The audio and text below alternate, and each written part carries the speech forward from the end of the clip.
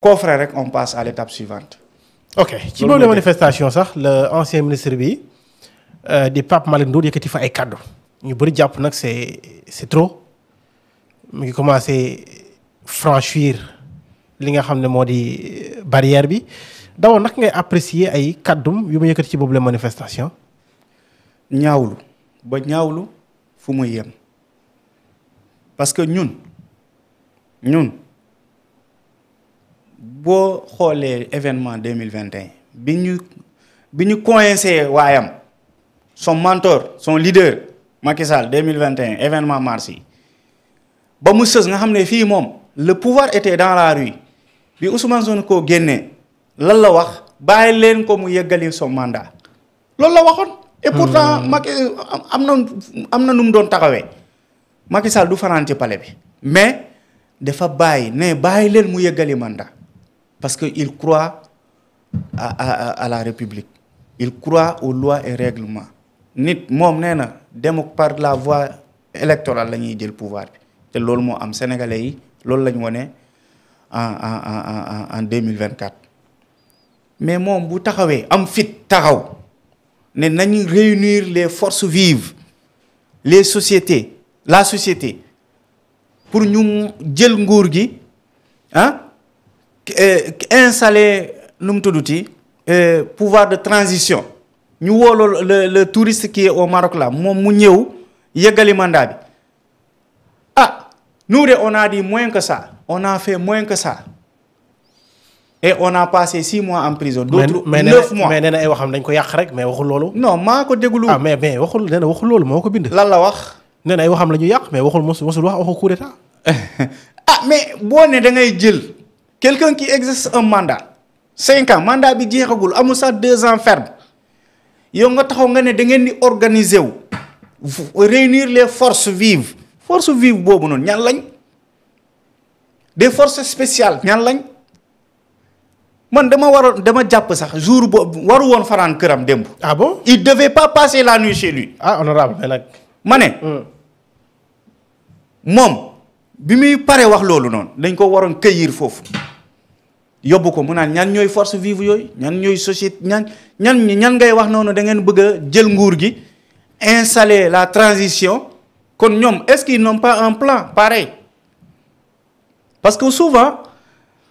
des gens comme ça la xam nga ñooy dof groupe bi. mais est-ce que du la porter plainte ñoom ñooy genre. est-ce que du la porter plainte parce que temps yii day porter plainte de. na porter plainte. nee na waxam ko yàq mu porter la plainte honorable. ma ne la moom est-ce que ils n'ont pas mûri un plan pareil kenn xamul loolu dañ ko war a convoquer que enquête yu war a am mu am ñu xam réellement lan moo nekk ci ginnaaw moo yooyu parce que moo yooyu dafa garaaw. un président élu même pas 2 ans yow nga ne da ngeen di organiser wu pour amener la transition lu koy indi xanaa ki fa nekk fan lay nekk kon su booba ki nga xamante 54% des Sénégalais ñoo placé seen confiance ci moom yéen vous ne faites même pas 1% parce que on a vu les dernières élections la toute dernière élection législative gis na ne ñoom ñaata la ñu am ci score yow. nga ne da ngay fexe kon ban voie ngay jaar pour indi transition si c'est pas la force ban voie ngay jaar la toute dernière élection même pas 2 ans yow on t'a réduit presque tu n'as même pas 1%. yow fan ngay jaar pour naan da ngay installer la transition si c'est pas la voie de peut-être les forces que maanaam nga utiliser sa force. te force yooyu lañ bëgg a xam yan façon force la. mais léegi nga communiqué ay avocat am wax ne sax danañ porte plainte Ayib Daffé ak Amadou Ba parce que dañu bëgg a boyal coow li te coow li yeggul noonu aussi. ma ne. na porte plainte. nee na kay comme yoon moom fii ñëpp xam nga ñoom ñoo yàgg a wax ne. force restera la loi. oui xam nga ñoom temps bi ñu doon organiser seen rafle yooyu mooy la grande rafle là. ñoo doon wax partout force restera à la loi ils n'ont qu'à aller à la loi porter plainte par rapport à eux ce qu'ils ont dit on a fait juste que répéter ce qu'ils ont dit ils disent qu'ils vont s'organiser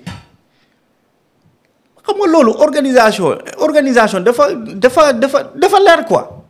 Ils vont s'organiser pour amener la transition mooy ki fi nekk léegi fan lañ koy yóbbu lan lañ koy def quel est le plan tout ça c'est des questions en tout cas nous actuellement xamuñu non on a peur quoi parce que on sait pas ces gens-là ils sont organisés ils sont déterminés jusqu'à quel point kenn xamul. kon daal da ngay sàkku ne yoon war na ci am. non bu baax a baax. war nañ ko depuis hier même. war nañu ko déglu. war nañ ko déglu te war na justifier wu ces propos là. il doit s'expliquer c'est ça la vérité il doit s'expliquer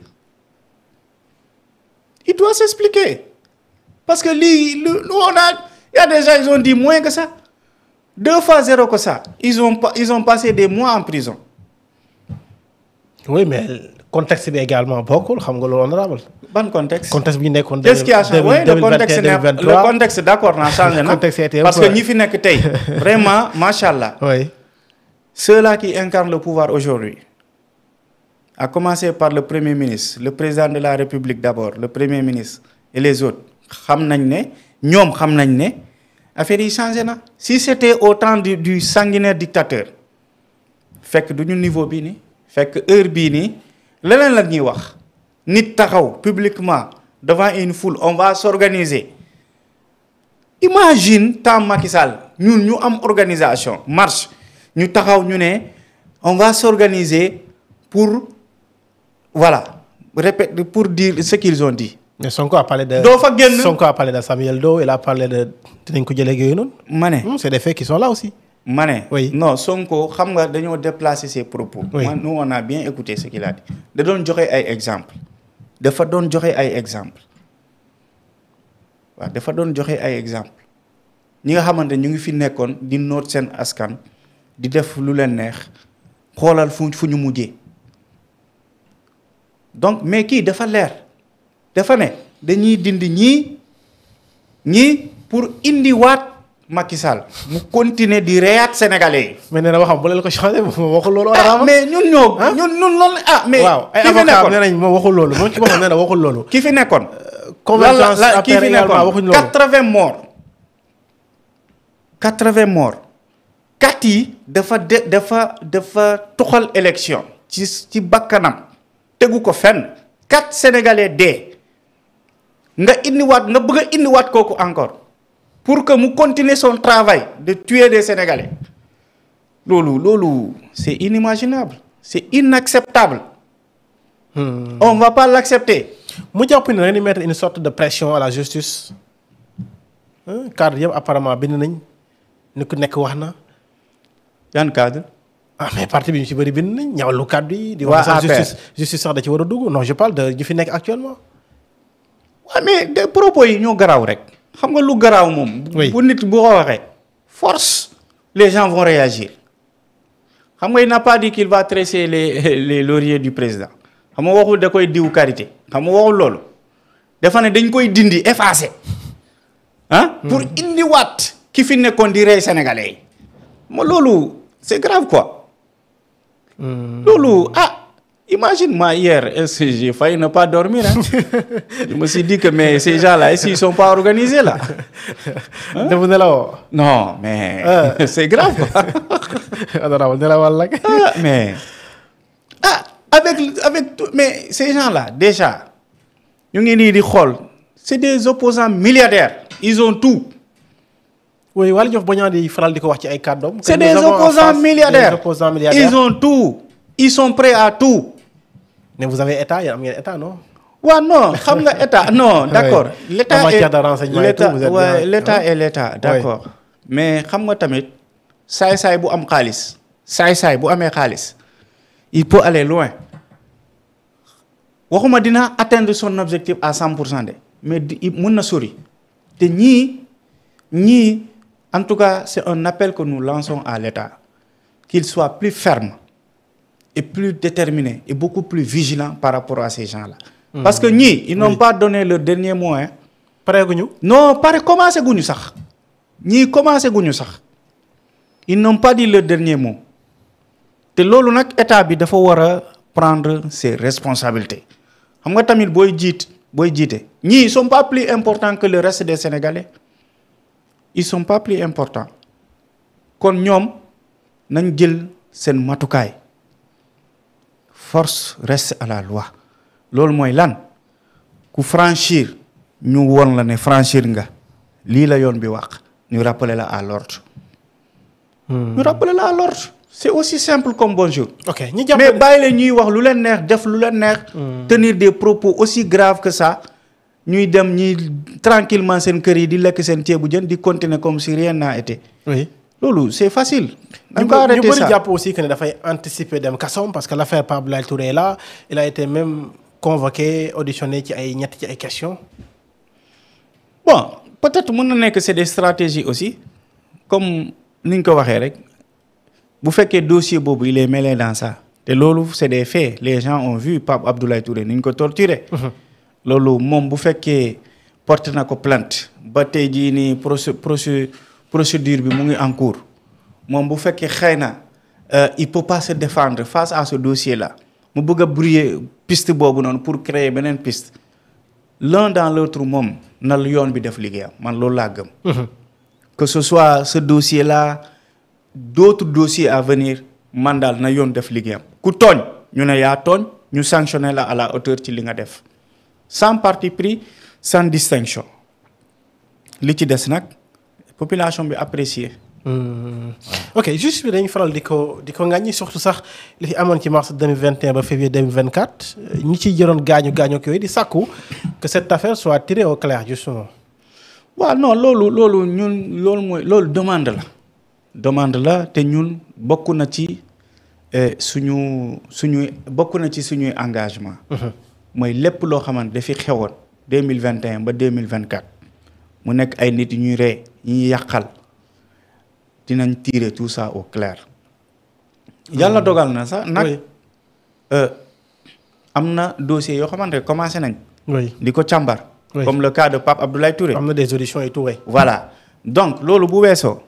dinañ continuer di attirer l'attention di tirer sur la sonnette d'alarme lépp loo xamante ne état bi war na ci def en tout cas ñun parlementaires yi pare nañ accompagner état ci wàllu boobu pour lépp leer te ñun déjà commencé nañ parce que teg nañ le premier pas mooy la loi d'interprétation parce que ñi naan ñii ñoo xamante ne am na ñoo xam ne ñu ne mënuñ ko parce que loi mu ngi fi mais biñ ko yóbbee dafa leer ñu ne lépp loo xamante crime la torture la. yu mel noonu. bokkul ci loi d'amnistie mënu ko parce que loolu c'est des traités. loolu nit dafa weesu le cadre juridique national. kon dafa leer na état bi en tout cas ministère de la justice mu commencé di accélérer yenn dossiers yi pour que ñi nga xamante ne seen doom yi. dee nañ ci. ñu am au moins benn soulagement parce que bu ñu demee rek nit boo demee ba xam ne diw moo la def lii rek xëy na loolu mun na apaiser sa souffrance. mais buñ ko bàyyee nii je pense que loolu day continuer di des te suba mun na nekkaat encore yeneen yoo xamante ne dafay suivre encore les générations à venir. kon lii dañ ko war a tirer au clair te incha allah ci li ma jàpp de ni ma xamee président de la république. ak le premier ministre. xam naa ne dossier bii ils vont tout faire pour tirer ça au clair ku ne xam ban rôle nga ciy jouer ba lii am comme ça mu bañ a amaat.